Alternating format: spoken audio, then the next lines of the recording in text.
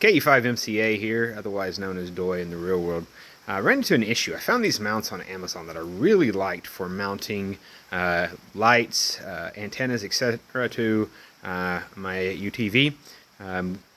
I'm a ham radio operator, that's the KE5MCA. I recently received my license for GMRS, and so trying to get my fam into comms. They're not going to pass the test. They have no desire, so I got the GMRS license. But what I found was this bracket. Hope you guys don't get motion sick. Oh, and hey, it helps if you take the lens cover off. Welcome to the real world. These brackets right here are pretty stinking amazing. I hope you guys can see them. They're pretty stinking amazing. But if you know anything about the antennas that we use in the radio, that is just not big enough. My sausage pinky fingers might not even fit through that. So I'm going to pause for just a second and show you what I did. So using a little bit of redneck engineering, I got a step bit, and luckily they were on sale at Harbor Freight today because, you know how step bits are. You hardly ever use them. You can't ever find them.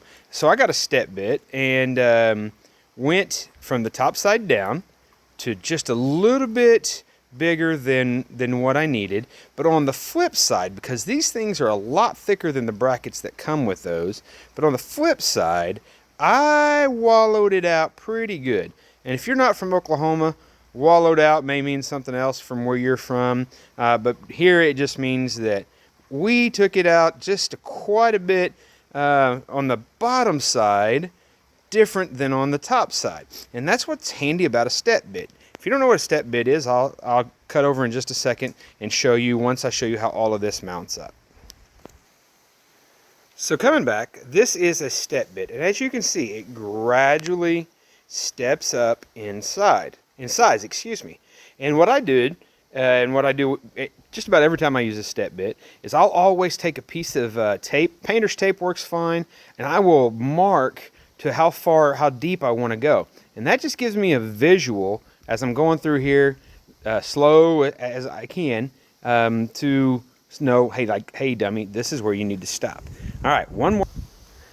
By using a step bit, I was able to leave a lip in there for the tongue of this NMO mount, and if I get that wrong, you guys can correct me, for that tongue of that NMO mount to go, as well as, let's see if I can get that to focus, recess that enough so that the wire would sit down so that I would have a flush mount. And so now I can use this mount on my UTV. So we went from not big enough to get my finger through to however big that is. Just like I said, slow going, testing, and sure enough, it now fits. Guys, have a blessed day. KE5 MCA.